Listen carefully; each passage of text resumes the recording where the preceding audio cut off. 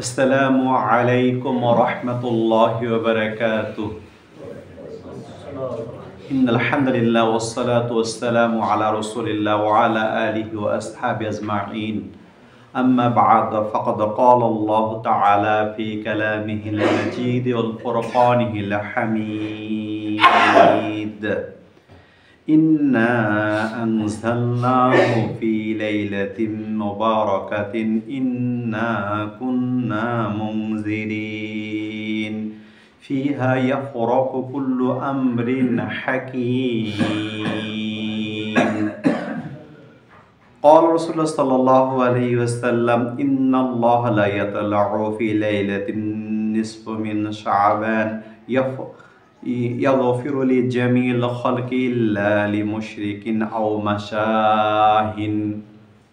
উপস্থিত মুসল্লি کرام, আল্লাহ তাআলার নিকট লাখ কোটি শুকরিয়া যে আল্লাহ তাআলা আমাদেরকে মেহেরবানি করে দয়া করে তার আপন মায়াতে আমাদেরকে তার ইবাদত করার জন্য আমাদেরকে মসজিদে আসার তৌফিক দান করেছেন। এর জন্য শুকরিয়া জ্ঞাপন করি, বলতে আলহামদুলিল্লাহ।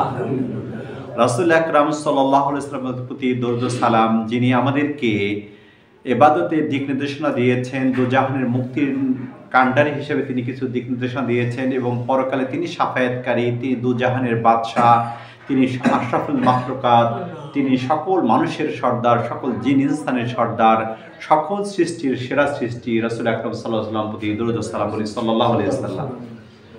তা আমরা শাবান মাসে পদার্পণ করেছি। আমরা আগামী কাল পরশুদিন এবং তার পরের দিন এই 3 দিন আইয়ামে বীজের রোজা রাখবো শাবান মাস, ঠিক না?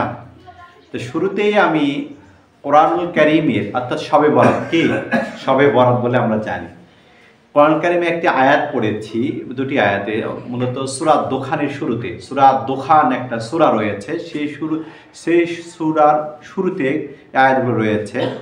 ইন্না আনজালনাহু ফি লাইলাতিন মুবারাকাতিন, নিশ্চয়ই আমি নাজিল করেছি, অর্থাৎ কোরআন কারীমকে নাজিল করেছি লাইলাতুল মুবারাকাতিন, কোথায়? গুরুত্বপূর্ণ, মোবারকপূর্ণ, বরকতপূর্ণ রাতে। কবে ভাই? বরকতপূর্ণ রাতে। তারপর কি? ইন্না কুন্না মুনজিরিন, আর আমরা নিশ্চয়ই সতর্ককারী। কে বলতেছেন? আল্লাহ বলতেছেন আমি সতর্ককারী যে এই রাত্রে কোরআন নাজিল করেছি। ফিহা ইয়াফরাকু কুল্লু আমরিন হাকিম, আর এই রাতে কি করা হয়? সকল পৃথিবীর যে সকল মানুষের, সকল জিন ইনসান, সকল মাখলুকের হিসাব নিকাশ, পুরো 1 বছরের বাজেট নির্ধারণ করা হয়। কে বলতেছেন?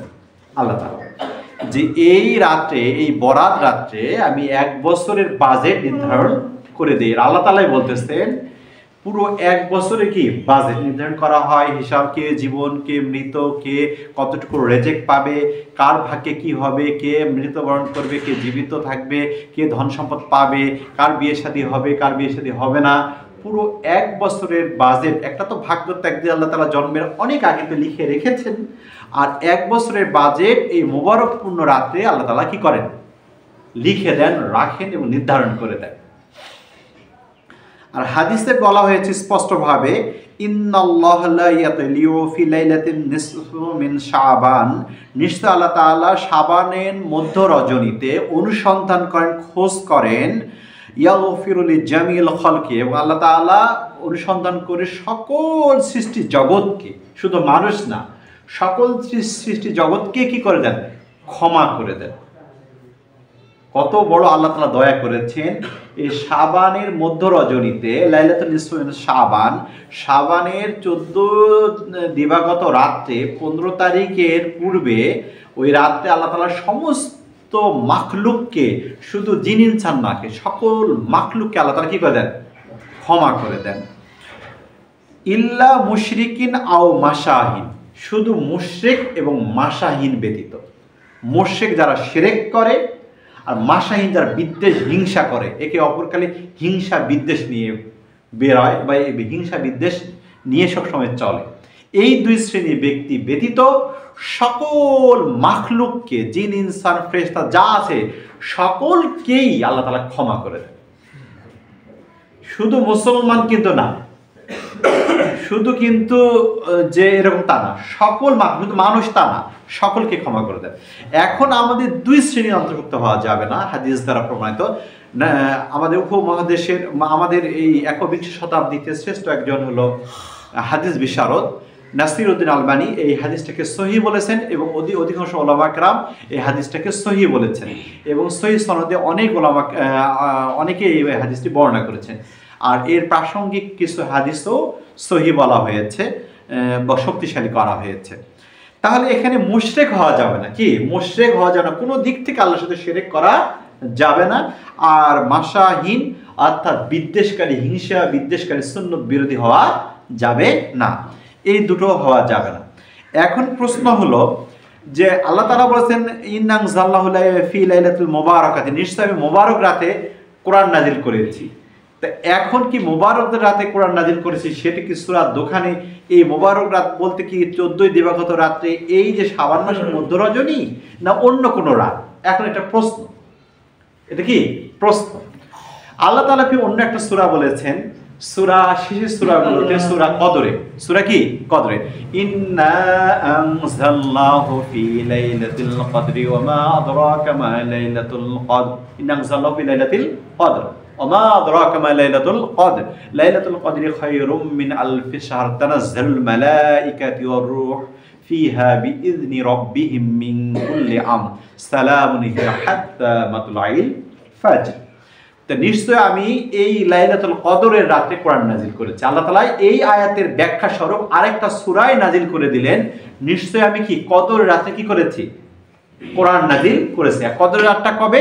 রমজানের শেষের বেজোড় রাতগুলো, শেষের 10-এর বেজোড় রাতগুলো, শেষের। আর এই বিষয়গুলো আমরা জানি।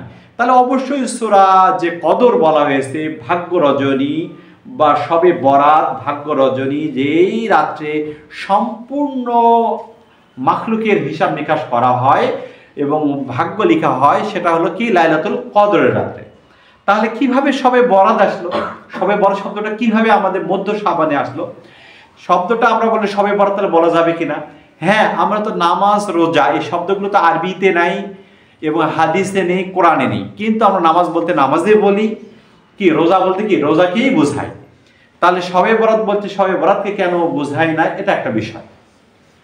শবে বরাত শব্দটি সব অর্থ রাত, আর বরাত শব্দটি কি ভাগ্য। তো ভাগ্য রজনীর রাত, এটা ফার্সি শব্দ বা আমাদের কি উর্দু শব্দ। তাহলে শবে বরাত বলতে ভাগ্য রজনী, অথচ আল্লাহ তাআলা বলতেছে ইন্না আনজালনাহু ফি লাইলাতুল কদর, নিশ্চয় ভাগ্য রজনী হলো কি যেদিন আমি কোরআন নাজিল করেছি, অর্থাৎ রমজানের শেষের 10 দিনের বেজোড় রাতগুলো।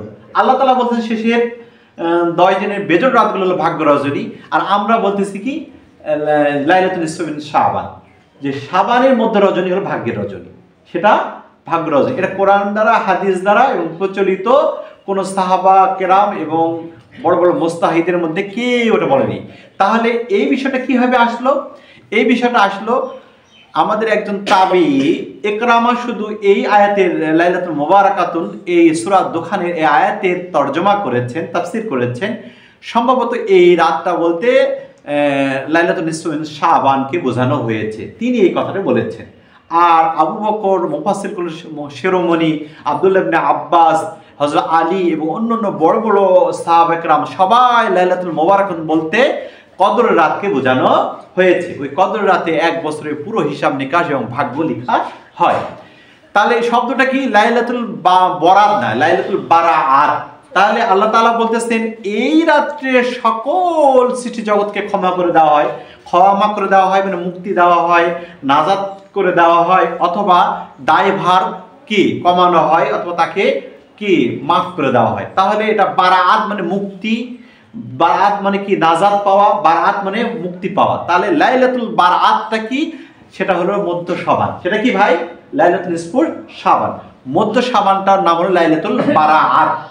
তা বারাআত মানে মুক্তির রজনী। এটা কেন? এটা রাসূল স্পষ্ট বলেছেন, আল্লাহ তাআলা এই রাত্রে সবাইকে ক্ষমা করে দেওয়া হয়। 2 শ্রেণী ব্যক্তিত, একটা হলো মুশরিক, আর একটা কি বিদ্বেষকারী, হিংসুক বিদ্বেষকারী ব্যতীত সবাইকে ক্ষমা করে দেওয়া হয়। তাহলে এখানে কি করব? তাহলে বিষয়টা হলো যেটা আমরা লাইলাতুল বরাত বলে ভাগ্য রজনী করি, যেখানে মনে করি, বিশ্বাস করি, সেটা হলো কদরের রাত। সেটা কি ভাই? কদরের রাত। আর লাইলাতুল বারাত যেটা, সেটা মুক্তির রজনী, সেটাও আল্লাহ তাআলা মাফ করে দেন এবং প্রথম আসমানে আসেন। প্রথম আসমানে আল্লাহ তাআলা সব প্রতি রাত্রেই আসেন এবং বিশেষ নজর দেন এবং সকল সৃষ্টি জগৎকে ক্ষমা করে দেন। দুই শ্রেণী ব্যতীত, একটা হলো মুশরিক আর একটা হলো কি বিদ্বেষকারী। এই দুই ব্যক্তি ছাড়া, এই দুই শ্রেণী ব্যক্তি ছাড়া সকলকে ক্ষমা করে দেন, সেটা লাইলাতুল বারাত হিসাবে, অর্থাৎ মুক্তির রজনী আল্লাহ তাআলা এই রাতে মাফ করে দেন সবাইকে। সুবহানাল্লাহ। তাহলে এই রাতে গুরুত্ব রয়েছে, এ রাতে কি গুরুত্ব রয়েছে। তাহলে এখানে এ বিশ্বাস আমরা করব। তাহলে বারাত, তাহলে এটা বারাত বলতে এই রাত্রে আমাদের মাফ করে। তাহলে আমাদের তো আমরা প্রথমেই বলেছি শাবান মাসে আল্লাহ তাআলা অনেক বরকতপূর্ণ মাস হিসাবে আমাদেরকে দিয়েছেন। এই মাসে আল্লাহ রাসূল সাল্লাল্লাহু আলাইহি ওয়াসাল্লাম রমজানের পরে বেশি ইবাদত করতেন। এই মাসে আল্লাহ রাসূল সাল্লাল্লাহু আলাইহি ওয়াসাল্লাম প্রায় মাস ভরেই রোজা রাখতেন। এই মাসে আইয়ামে বীজের রোজা রাখা সুন্নত এবং সোমবার বৃহস্পতিবার আমরা রোজা রাখবো, বেশি বেশি রোজা রাখবো, বেশি বেশি নফল ইবাদত করব, বেশি বেশি আমরা কোরআন তেলাওয়াত করব, মানুষকে ক্ষমা করে দেব, আমরা শাবান মাসটা আমরা ইবাদতের মধ্যে কাটিয়ে দিব এবং রমজানের প্রস্তুতি স্বরূপ রমজান শাবান মাসে আমরা পুরো মাসটা ইবাদতের মাস, ফসল তোলার মাস, ইবাদত কবুল করা মাস হিসেবে, ইবাদতের মৌসুম হিসাবে আমরা রমজান মাসের পূর্বে শাবান মাসটা আমরা গ্রহণ করব। কিন্তু এখন হলো লাইলাতুল বরাত বলে, যেটা লাইলাতুল বরাত বলে আমরা যে রাত্রি যাপন করি সম্মিলিতভাবে, যে আমরা ইবাদত করি, সেটাই ইসলামে কি বলে, সেটা ইসলামে কি বলে, সেটা ইসলামে কি বলে, সেটা অবশ্যই আল্লাহ রাসূল সাল্লাল্লাহু আলাইহি ওয়াসাল্লাম লাইলাতুল বারাত অর্থাৎ মুক্তির রজনীতে ইবাদত করেছেন। আয়েশা রাদিয়াল্লাহু আনহা একটা হাদিস রয়েছে, রাসূলকে আমি অনুসন্ধান করলাম, সেই রাত্রে আল্লাহ রাসূল সাল্লাল্লাহু আলাইহি ওয়াসাল্লাম কবরে গেলেন, তিনি দেখতেছেন কবর জিয়ারত করতেছেন। তারপরে এই রাতে তিনি দীর্ঘ সময় নামাজ পড়তেন, এই রাতে তিনি কোরআন তেলাওয়াত করতেন, প্রত্যেক রাত্রেই করতেন। এই রাত্রে সাহাবা কেরাম একটু বেশি দেখেছেন। আলী রাদিয়াল্লাহু আনহু হাদিস থেকে বর্ণনা করেছেন, এই আইয়ামে বীজের রোজা শাবান মাসে আল্লাহ রাসূল সাল্লাল্লাহু আলাইহি ওয়াসাল্লাম রোজা রাখতেন, 13, 14, 15 তারিখে রোজা রেখেছেন, সেই বিষয়ে হাদিস এসেছে। এবং অন্য অন্য ইবাদতগুলো তিনি বেশি বেশি করেছেন, এগুলো তিনি প্রমাণ পাওয়া যায়। ইস্তেগফার বেশি করে করতেন শাবান মাসে এবং তিনি এটা বলতেছেন যে নিশ্চয়ই আমি হলো রজব এবং শাবান মাস বরকতপূর্ণ আশা করি এবং রমজান পর্যন্ত আমার হায়াত আল্লাহ তাআলা বৃদ্ধি করে দেয়, সেই বিষয়ে তিনি আগেই দোয়া করেছেন। তারা শাবান মাসটা উদযাপন করেছেন ইবাদত দিয়ে, প্রস্তুতি গ্রহণ করেছেন রমজানের ইবাদত দিয়ে, সেটা আগেই করেছে। কিন্তু ওই রাত উপলক্ষে সম্মিলিতভাবে একদম ইজতেমাই আমল, সবাই একত্রিত হয়ে একদম মিলাদ করা, সবাই একত্রিত হয়ে একই নিয়মে নামাজ পড়া, সবাই একত্রিত হয়ে অমুক অমুক সূরা দিয়ে নামাজ পড়া, সবাই একত্রিত হয়ে অমুক অমুক আলোচনা নির্দিষ্ট করা, সবাই একত্রিত হয়ে একদম পুরা জিকির আজকার করা, এটা কোরআন হাদিস দ্বারা এবং সাহাবা একরাম আমল দ্বারা প্রমাণ পাওয়া যায় না। এটা হলো এভাবে করে করা যাবে না। তবে কি করা যাবে, অবশ্যই করতে হবে আমল বেশি করতে, ইনফিরাদি আমল। সবাই ব্যক্তিগতভাবে আমাদের রোজা রাখবো দিনের বেলা, ব্যক্তিগতভাবে আমরা কোরআন তেলাওয়াত করব, ব্যক্তিগতভাবে আমরা কি তাসবিহ তাহলিল পড়বো, ইস্তেগফার পড়বো, দোয়া ইউনুস এবং অন্য দোয়াগুলো পড়বো এবং কি কোরআন তেলাওয়াত করব, নফল নামাজ পড়বো, বেশি বেশি আমরা জিকির আজগার করব, বেশি বেশি ক্ষমা চাবো, ইকরামুল মুসলিমিন হিসেবে অন্যকে উপকার করব। এগুলো কাজ অবশ্যই আমরা করব প্রত্যেক দিনের ন্যায়। আর পারলে আমরা শাবান মাসে আমরা বেশি বেশি করব। আর আল্লাহ তাআলা যেহেতু ওই দিন ক্ষমা করে দেন, ওই রাত্রে ক্ষমা করে দেন, তাহলে আরো বেশি ইবাদত করা যায়। সেটা কি ইনফিরাদি আমল, সেটা কি ভাই ইনফিরাদি, পার্সোনালি ব্যক্তিগত আমল। কিন্তু ইজতেমাই সম্মিলিতভাবে আমলটা এটা করা সঠিক নয় এবং পাওয়া যায় না। এখানে এভাবে কথাটা বলেছেন। তাহলে ভাই এখানে মূল কথাটা হলো কোরআন হাদিসের দৃষ্টিকোণ থেকে, যে কোরআন হাদিসের দৃষ্টিকোণ থেকে যে লাইলাতুল মুবারাকাতুন সূরা দোখানে যেটা বলা হয়েছে লাইলাতুল কদর, ইন্না আনজালনাহু ফি লাইলাতুল কদর, নিশ্চয় আল্লাহ তাআলা কোরআন নাযিল করেছে লাইলাতুল কদরের রাতে। তাহলে ভাগ্য রজনী সবে বরাত, তাহলে কবে? কদরের রাত। কদরের রাতটা কবে? রমজানের শেষের 5 দিন বেজোড়। আর লাইলাতুল বারাত যেটা, সেটা কবে? লাইলাতুল নিসফুল শাবান, শাবান মাসের মধ্য রজনী, শাবান মাসের মধ্য রজনী। কারণ বারাত মুক্তির রজনী, যেহেতু আল্লাহ তাআলা এই রাত্রে সকলকে ক্ষমা করে দেন দুই শ্রেণী ব্যতীত, একটা হলো মুশরিক, একটা হলো কি মাশাহীন। মুশরিক হলো যারা শিরক করে আল্লাহ, আর মাশাহীন যারা আল্লাহ বিদ্বেষ করে, ইসলাম বিদ্বেষী, হিংসা বিদ্বেষ করে। এই শ্রেণী ব্যতীত সকল মাখলুককে আল্লাহ তাআলা ক্ষমা করে দেন। এখন আমাদের অনেকে কি বিষয়টা, এখানে কিন্তু ইবনে তাইমিমা, মুবারকপুরি, বাইহাকি সহ বড় বড় ওলামা ইকরাম তাই মতামত দিয়েছেন, সকলেই বেশিরভাগ মতামত দিয়েছেন, ইকরামা, তাবি সহ অধিকাংশ ওলামা ইকরাম তাই বলেছেন, তাফসীর করেছেন। তার এখানে আমরা লাইলাতুল মুবারাকাতুন অর্থাৎ শবে বরাত হিসাবে যেগুলো মনে করি এই শাবান মাসের মধ্য রজনী, যেগুলো সঠিক নয়, আমরা অন্ধ আকীদা হিসেবে মনে করি, সেগুলো কি ভাগ্য রজনী। ভাগ্য রজনী মনে করি। পুরো এক বছরের ভাগ্য রজনী কবে? লাইলাতুল কদরে। লাইলাতুল কি? কদরে। লাইলাতুল বরাত যেটা, সেটা হলো কি রমজানের শেষে 10 দিন বেজোড় রাতে। তারপরে কি সেই এক বছরের বাজেট হয়, এক বছরের জন্ম মৃত্যু হয়, এক বছরের বিয়ে শাদী হয়, এক বছরের রেজেক পরিবেশন করা হয়, এটা হলো ভাগ্য রজনী। সেটা হলো অবশ্যই লাইলাতুল কদরের ভাগ্য রজনী, সেটা লাইলাতুল বরাত বলে। সেটা হলো রমজানের শেষে বেজোড় 5 দিন রাত। তারপরে কি মৃত্যু ব্যক্তির আত্মা গৃহে প্রবেশ করে, সেটা কবে? এটা আমরা বিশ্বাস করি, সেটা হলো মৃত্যু ব্যক্তি, এটা বলা করা হয় এই রাতে, সেটা না, সেটা হলো ভাগ্য রজনী অথবা যে কোনো দিনেই রাত্রেই মৃত্যু ব্যক্তি আত্মা আসতে পারে। এটা একটা হলো পরকালীন বিষয়, এটা দার্শনিক একটা বিষয়। তারপরে কি যে বেশি খাবার আমরা কিনবো, বেশি বাজার করব ওই দিন, তাহলে আমরা সারা বছর খাইতে পারবো, ভালো থাকতে পারবো, এই বিশ্বাসটা সঠিক নয়। এগুলো মানুষ বানায়েছে, এগুলো মানুষ কি ভুল বলেছে, এগুলো কি, এগুলো জাল হাদিস দ্বারা প্রমাণিত। তারপরে তাকদির নির্ধারণ করা, এক বছরের তাকদির নির্ধারণ করা হয় সবে বরাতে, সেটা এই লাইলাতুল নিসফে শাবান মাসের মধ্য রজনী তা না, বরং এটা হলো রমজানের শেষের বেজোড় 5 রাতে লাইলাতুল কদরতে। কি কদর মানে তো ভাগ্য, ওই দিন ভাগ্য নির্ধারণ করা হয়, এক বছরের বাজেটটা দেওয়া হয়, কার কবে জন্ম মৃত্যু হবে সেটা আল্লাহ তাআলা বলেই দিচ্ছেন। যে লাইলাতুল কদর বলতে, কদর একটা সূরায় আছে, কদর বলতে ভাগ্য রজনী, ভাগ্য, তাহলে সেই দিন করা হয়, এই সবে বরাতে না। তারপরে কি যে জিবরাইল আলাইহিস সালাম এক বছরে জান কবজ করে জিবরাইল আলাইহিস সালাম আসেন, পুরো বাজেট দেন, সেটা হলো লাইলাতুল কদরের রাত্রে, সেটা রমজানের শেষের বেজোড় 5 রাত, এটা বলা হয়েছে। তারপরে তবে রহমতের দরজা খোলা হয়, সেটাও রমজানের শেষের 10 দিনের 5 রাত বেজোড় রাত, এটা হলো এই লাইলাতুল মুবারাকাত বলতে যে বারাত আমরা যেটা বলি সেটা নয়। তবে অবশ্যই এই বিষয়টা আমরা খেয়াল করবো, এটা আমরা উপমহাদেশে শুধু বাংলাদেশ, ভারতে এটা চালু আছে, বিশ্বের অধিকাংশ ওলামা কেরাম এটা অনেক আগের থেকে জানি, সেই অনুযায়ী ওরা আমল করে। আমাদের দেশে হয়তো বুঝতে অথবা বলতে অথবা লিখতে আমরা ভুল করে ফেলেছি, এই বিষয়টা আমরা খেয়াল করতে হবে।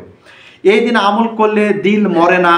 তারপরে এই দিন হলো জীবন, পশু পাখি, দরিয়ার মাছ সকলেই দোয়া করে, সেটা হলো অবশ্যই লাইলাতুল কদরের রাত্রে। আল্লাহ তাআলা এই কারণে সূরা কদর নাজিল করেছেন, এই কারণে রমজানের শেষের বেজোড় 5 রাতকে আল্লাহ তাআলা কদরের রাত হিসেবে নির্ধারণ করেছেন। ওই 5 রাতে আল্লাহ তাআলা সকলকে মুক্তি করে দেন, এই 5 রাতে সকলকে ভাগ্য নির্ধারণ করে দেন। এই 5 রাতে জিবরাইল আলাইহিস সালাম আপনার হলো রহমতের নাজিল, রহমত নিয়ে আসেন। এই 5 রাতে আজরাইল আলাইহিস সালাম পুরো বিশ্বের জান এক বছরে কবজ করা হয়।